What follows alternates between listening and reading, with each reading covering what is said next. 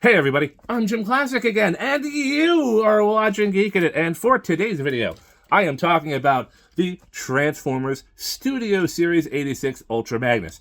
This is part 2, kind of what was going to be an extraordinarily long double review between 86 Prime and Magnus. I decided to break it up just to go easy on everyone. I don't think anyone wants to sit through an hour-long video at home. And this also took me like 6 weeks to do. Oh, man. Anyway, I've explained all that in the first video on the Optimus Prime one. But let's not waste any more time here and just talk about 86 Magnus. Moving on to Ultra Magnus, we have more beautiful box art of him defending the Autobot shuttle as Galvatron and the Sweeps attack and the Autobots are boarding it. We see some really cool muzzle flare effects and just a really cool action shot of Ultra Magnus taking charge as leader of the Autobots as he is at this point in the movie. Transformers the movie, Studio Series 86, number 21, Ultra Magnus. On the side, close-up shot. On the back, product shots, robot mode, vehicle mode, blast effects, diorama, the car carrier gimmick, the Matrix, all that cool stuff. And then a nice action shot of Magnus as we see on the box art, just without the background. That's it. Just want to talk about this stuff real quick. Now let's get to the figure. Right out of the box, Studio Series 86 Ultra Magnus really grabs your attention. From his iconic helmet, that stoic face and cop glasses, to the massive shoulder pylons, everything is just bursting with detail and that classic G1 look. The sculpting here is top-notch. Ultra Magnus is like you remember him from the movie. That strong, commanding presence comes through loud and clear. They really nailed his G1 look. That red and blue color palette is striking, and you know what? He is bulky as hell. Just look at that robot mode. This guy is beefy. These proportions are great. He's got the big shoulders, the wide chest, the thick legs. He's got the kind of figure you want to display front and center. And as a bonus, his legs are solid and, quite frankly, very stompy, making him really stable. No wobbly knees here. And bonus, no backpack. He's got a perfectly clean profile from just about every angle. Ultra Magnus is also sporting beautiful light piping. It almost makes his optics look alive. And also, thanks to those articulated hands, you can kind of recreate that infamous scene from Carnage in C minor. Now, before we talk about articulation, I just want to talk about one thing. When this guy was packaged, his little antennae were not attached to the head. Now, they kind of come off, and they're on these little tiny pegs. I just found that a little weird. Like, this might be one of those situations I might not mind if it was done with soft plastic, because I fear this could be lost one time. One of these days I might just drop it, it might disappear, but they just kind of peg in right there in his ear. They both do. They both come undone. And, that's part of the packaging. He was packaged like that. You have to do some assembly yourself. Anyway, articulation. We have a ball-jointed head. He can look every which way direction. He can look up. He can look up really high. I mean, that's looking up.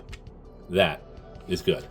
He can look down a little bit. Kind of have to force it, but yeah, he can look down quite well. I mean, he can't really.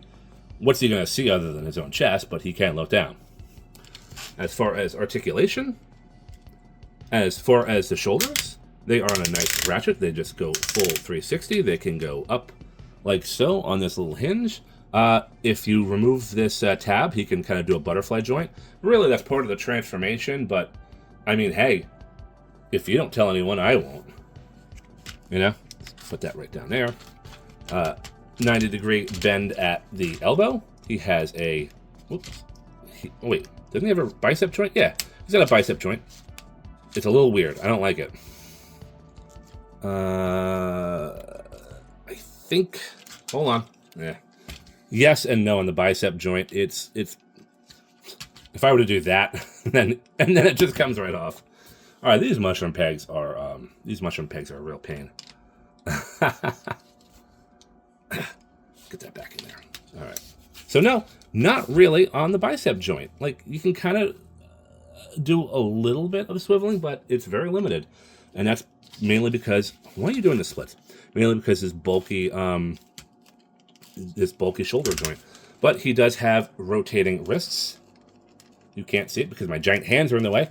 He does have rotating wrists, so that is good. He has 3 digits here that can bend at the knuckle, and he has a pointing finger that also can bend at the knuckle. So You know, the cool thing about these commander classes is, you know, they have some masterpiece level hand articulation, which is great. He does have a working waist swivel. He can do a full 360. He can kick up that high. He can go back that high. You can just move the butt flap. You can just move the butt flap here. He can kick out that high if you move the hip skirts out of the way. Okay? He does have a thigh rotation, a limited thigh rotation, but a thigh rotation. It comes off there with the mushroom peg, as previously demonstrated. He does have a decent above 90-degree bend at the knee. No ankle point, but he does have an ankle pivot. So this guy is capable of poses.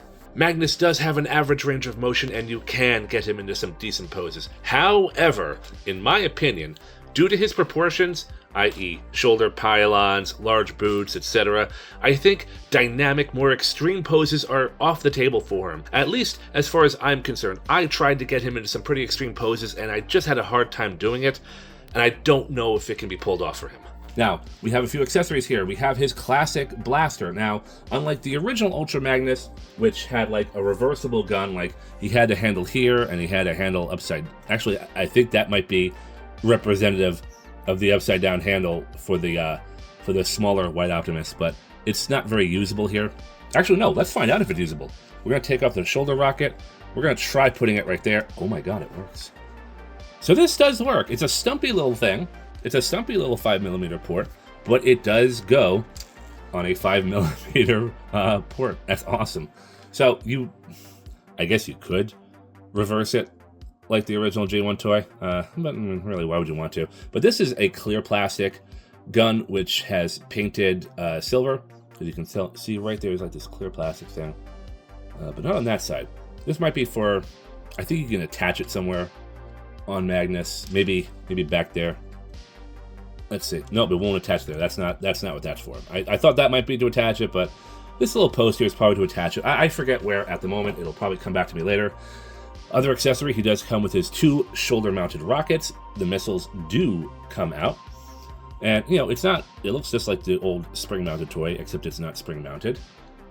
And they both go here on these 5mm ports. Magnus also comes with this handgun. Now, I don't remember him using this at all in the movie.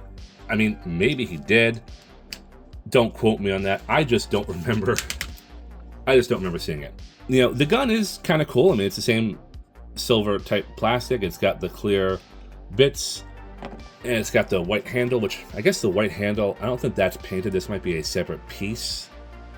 I mean, it's hard telling, but I don't remember him using this. Maybe he did. I try to watch the animated movie at least once a year, but I don't remember this. Of course, Ultra Magnus does come with blast effects, which I do love blast effects. The only complaint I really do have about these are we've seen these blast effects about 1 million times.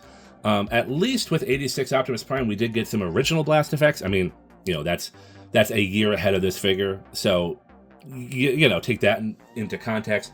But these particular blast effects are from Siege Omega Supreme. I think they are also used in Magmatron, or oh no, they're also seen with Kingdom Rodimus Prime. That's what they are. Kingdom Rodimus Prime has the same type of blast effects. Magnus does have a third pointy piece as well. There's no real place to put it. I guess I could just put it there on his little antenna, but I love blast effects. I just wish he'd come something with a little bit more original other than Omega Supremes. Either way, we add it to the collection. We use it for our dioramas. It's all good. I got no complaints. Another really cool feature of Ultra Magnus is at one point during the movie, Optimus Prime dies and passes the matrix of leadership over to him. And he is not worthy. He is just a soldier. But the really cool thing is you take the bottom of this blue chest piece and it just stays locked. There we go. I've loosened it. Raise it up, and the whole chest compartment springs open. We have a spring-loaded gimmick here, and the Matrix of Leadership, the one that Optimus hands him. And I gotta say, and again, this goes back to my earlier issue of Optimus where his internal guts were not painted and it was just the red plastic. Look at this. We got some nice silver painted detail right here. We have some silver. I think we have some sky blue going on. Look at that.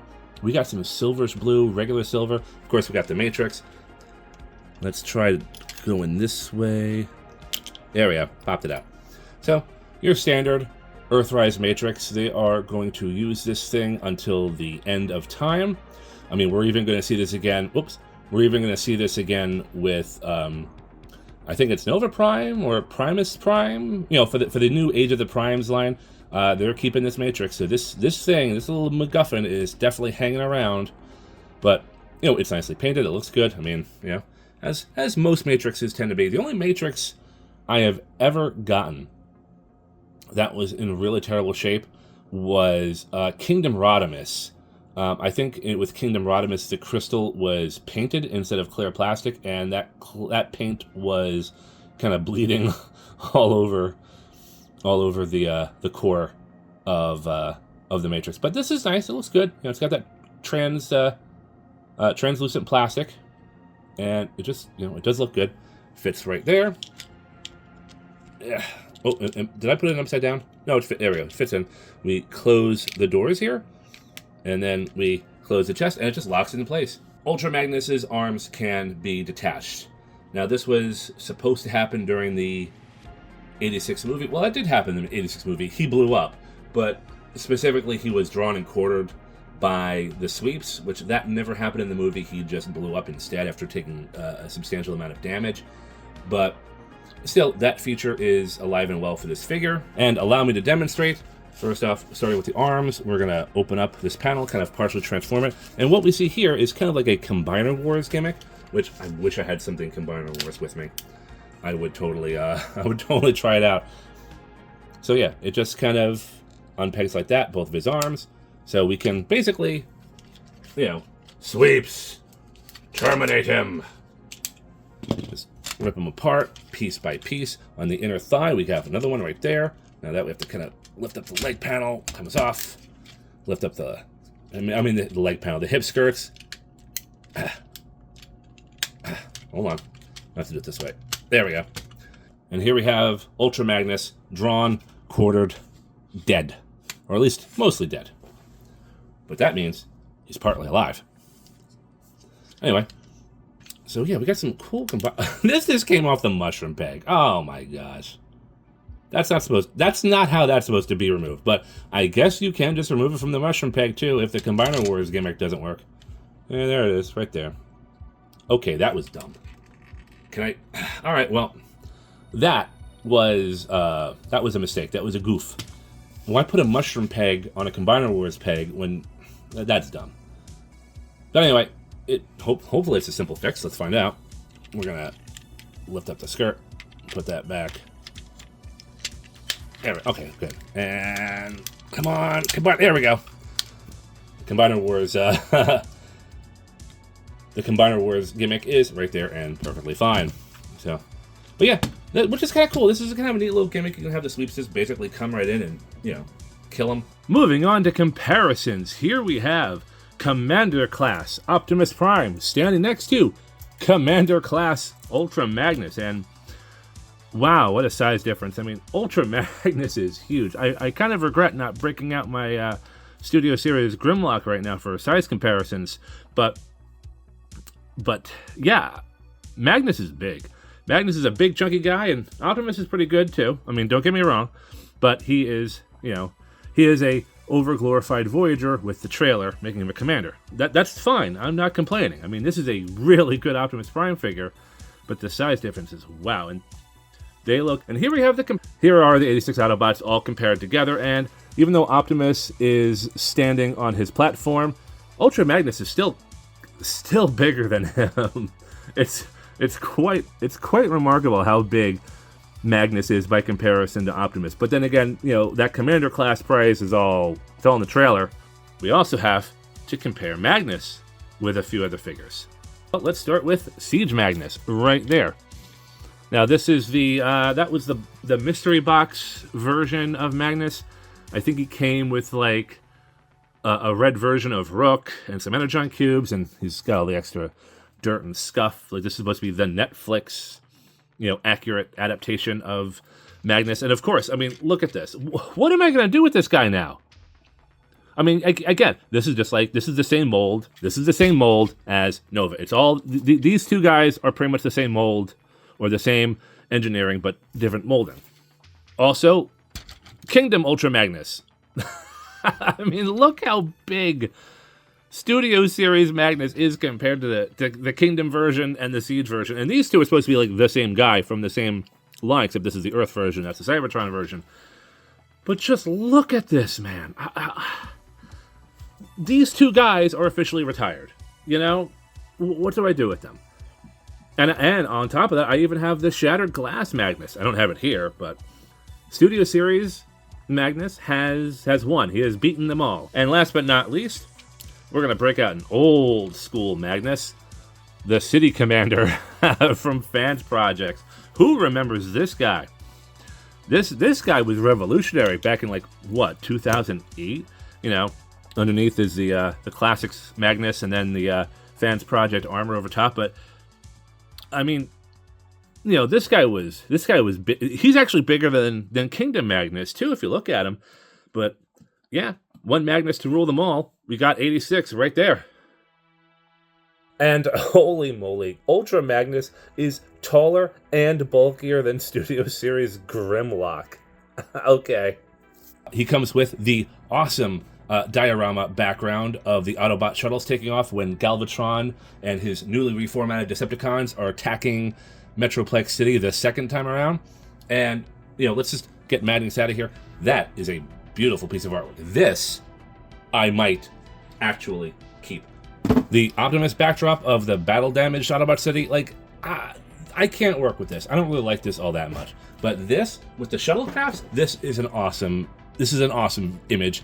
And this might be worth keeping around, even though there's laser fire and battle damage and all that stuff, but it's still really cool to see. Now, moving on to transformation, let's get this guy into vehicle mode. First off, we're going to take off Magnus's rockets. We don't really need those. And we are going to make sure that the fists are closed so that no fingers will be caught. Now, with the arms, there's a little hinge right here. We're going to open this up, and it's going to accordion out like so. And we're just basically just going to cover the fists and cover up the piece. So now we're going to do the same thing here.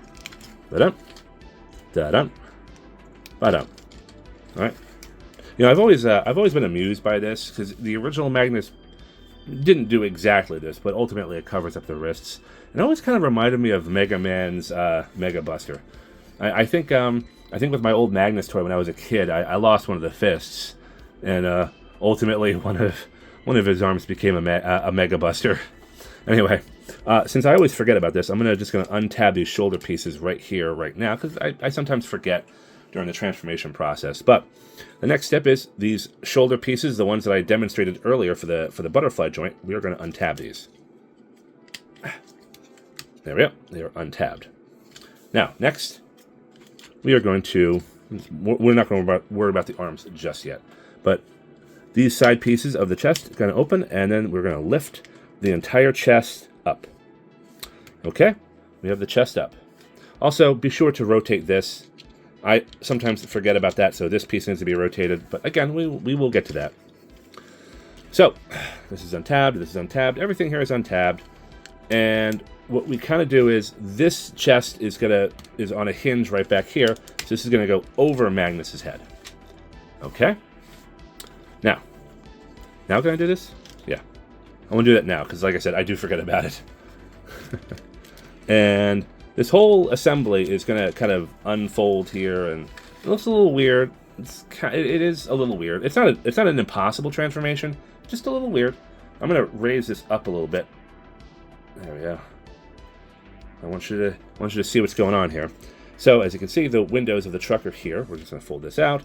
We're going to fold that out, and we see the wheels under there. We're going to lift this tab, this panel right here, and push these wheels out. Now, Magnus's head needs to be pushed all the way back so that the panel that I just showed you right here can basically cover his face. Oh, make sure that face is in a little bit. There we go. We're going to cover that face entirely. Okay? Turn this back around. These side pieces kind of unfurl here, and as you can see, we're starting to see the cab of the truck. So all these things are going to tab together. If we do it right, make sure these little tabs are also out of the way. The little shoulder connector tabs. So we can close this up. We can tab. This is the weird part. This is the weird part where sometimes Magnus just fights you. Tab that, tab that. This is all going to tab together. I've never really found a perfect sequence for it, so I just kind of do it the best I can. And I don't know why this piece is just not cooperating. There we go. I think I got it. Like I said, sometimes this thing fights you. Okay, so now we have the cab. We have the little smokestacks that just kind of rotate out. Pull this out. And now we have the little wheels right here. We just hinge that out and hinge that out. Okay? So we have these kind of in Gerwalk truck mode. I don't know. I hate Gerwalk mode. There we go. Now, I'm going to just kind of tilt the camera again because we don't really need to focus on the truck. The truck cab is done. So, these arm stuff, we just move all that out of the way. The ankle pieces, they're going to ratchet out like so. All these are tabs and stuff. They all get loosened. All right. Now, what we need to do here is there is kind of like two hinges here at the knee. The main knee, and then this other hinge down here, which is part of the transformation. So you kind of have to bend that second knee, and then collapse the knee on top of each other. So down like so, and then up like so. All right, if that makes any sense, I hope it does. So now that we've rotated this piece, the crotch piece can fold up like so. And this panel, which I just undid earlier, are going to tab right here at the waist section. And also right there. And this is where we can connect this with this.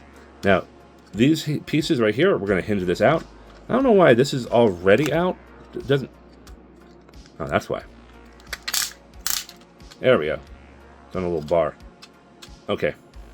We're going to repeat that because I kind of forgot about it.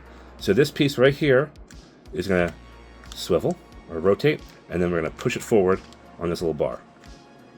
All right, pivot it, and then push it, not that, push that piece forward. That's how that works. Okay? Now we can focus on all this cool stuff right here. Now, this is, again, it's a little weird, but we're going to put Magnus down. We're going to readjust the camera. There we go. So, we're going to pivot here where the little arm tower thing is. All right. Now, this thing that I had, this tab which I had opened up earlier, it's going to go right there. And there's a little tab right in here where the elbow was that's going to open up. So, I'm going to kind of just pivot the whole thing over there. And it's going to go connect into that little bar that I had opened up earlier. Okay? Now, it's a little wonky still. It's all still a little wonky. So, again, we're going to rotate the stack out like so. We're going to close this tab right there. Again, we're going to just turn the whole thing over this way. And then these pieces are going to tab right there and there. You see it? There's tabbing. And these pieces are going to tab where the wrists are. Little mega busters. That's going to tab right there. And kind of got to straighten this out. Now this panel is going to, this panel right here by the leg is going to swivel. You're going to swivel this piece out. Kind of lock that into place. Flip it around. Open this piece up. Swivel that piece out. Do that. And basically at this point, we're just straightening things up because, you know, not everything is locked into place. Not everything is super straight here. Mostly straight. Things are tabbed in. We're just doing a little final, little final touch-ups here. And now we start putting the rockets because, for some reason, Ultra Magnus is a civilian vehicle with rockets. And voila, here we have Ultra Magnus in truck mode. Just like the one you saw in the 86 film, I've got to say, the truck mode is seriously impressive. There's no shortage of detail here. The whole thing locks together super cleanly, and you won't find a lot of random kibble hanging off. It's one of those figures where everything just fits together so well. It feels like it just belongs there. Of course, Ultra Magnus is a car carrier, and you can have the option of lowering the ramp and having your characters, having your Autobots drive up here, and, basically, having Ultra Magnus fulfill his job as a car carrier. You just kind of peg these things right back in there. You can have Cup driving right up in there. He's in there. And I don't really think Hot Rod will fit because of the spoiler. Hot Rod does not fit because of the spoiler. But let's put Brawn in here. We got Brawn. And look, here we have, a fully loaded car carrier Magnus right there. He's got 4 Autobots in tow. And Brawn's kind of, he's up on 2 wheels, but whatever. But here we can have Ultra Magnus rolling into battle with his Autobots in tow, ready to fight the Decepticons. And this is not the perfect car carrier, but it works. It's just not.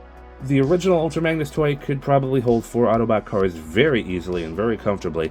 This can't, but that's okay. I'm not really hating on this. This is still fine. For the most part, you can still get the cars out. Alright, so Cup is kind of stuck, but there we go. But, this is really cool. I dig this truck mode. And I'm totally glad I have this guy. I really am. Ultra Magnus has another really neat feature in which the cab mode is removable from the trailer. Now, keep in mind, the white cab for this Magnus doesn't transform into a white Optimus copy like, the original or Siege or Kingdom or any other Magnus toys out there.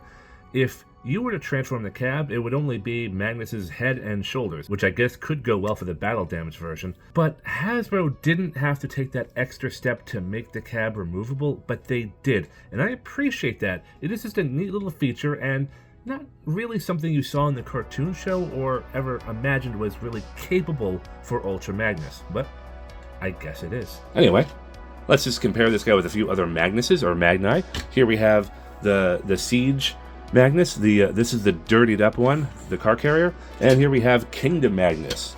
And I gotta say, out of all 3 of these, this one's definitely the winner. I like Kingdom, but there's no hitch on this one. There's no hitch on that one. It's just like if you make a turn, this thing's making just a wide ass turn. If this one makes a turn, well, all right, it's supposed to make a turn too, but it was a little stiff, but it does work. Of course, let's roll in Optimus Prime here, just for a quick comparison for the Studio Series versions. And Optimus is definitely a bigger cab than this one. This particular Magnus was made in a different time. He scales better with Earthrise Optimus instead of Studio Series, but, they're just different types of trucks. That's it. That's all. It doesn't have to be anything more complicated than that. Just one truck is bigger than the other. And that's it. 86 Optimus and Magnus have been reviewed. I feel pretty good about this. I've been wanting to get to Magnus for a very long time. I got him back in 2023. I wanted to do a review of him in 24. Just never got around to it. I feel like I'm, I feel like I took care of something. I ticked something off of my to-do list on my reviews. But anyway, I would dare say 86 Magnus is maybe a little bit superior to 86 Optimus. And I know that's got to be blasphemy to some people because Optimus is for the 40th anniversary, but this figure is near perfect. I mean, even with the Robo Guts, which are painted in this beautiful metallic silver and blue, paint scheme, they took care. Hasbro did what they didn't do for 86 Prime, and I don't understand why. Yeah, Magnus does have a few flaws, like the car carrier trailer is a little finicky in certain areas. They do have to do some minor adjustments when transforming him, and no bicep swivel, or at least not really a great bicep swivel. That, that is a minor complaint. Very minor. Otherwise, this character is great. It's so good. I am so glad I have both for my Transformers collection. This guy is totally replacing my Kingdom version. It isn't even a close competition. This guy is totally superior to the Siege and Kingdom versions, in my opinion, where I don't even know what I'm going to do with them anymore in my collection. Like, do I put them in storage? Do I sell them? I don't really know yet, but this guy just blows them out of the water. Anyway, that has been my thoughts on Studio Series Magnus. And in the last video, my thoughts on Studio Series Optimus Prime. If you want to check out the previous video, go check that out. It's going to be there's going to be a link in the bottom. Anywho, that is it. I got my 2 videos out of the way. Moving on to some other things, Transformers related, non-Transformers related. Got a few things in the pipeline I want to work on. Got a few other videos that I wanted to release last year that never got around to finishing. So, stuff in the future. 2025 is going to be a good year, I think, for me, for my toy reviews, for this channel. I'm feeling optimistic. I'm feeling pumped. I'm feeling really good. Please, like, share, subscribe. Leave a comment in the comment section. I would like to know what you think about 86 Magnus. I think I've said enough. I'm out. I'm JimClassic. You have been watching Geekin', and I will see you next time. Take care, everybody.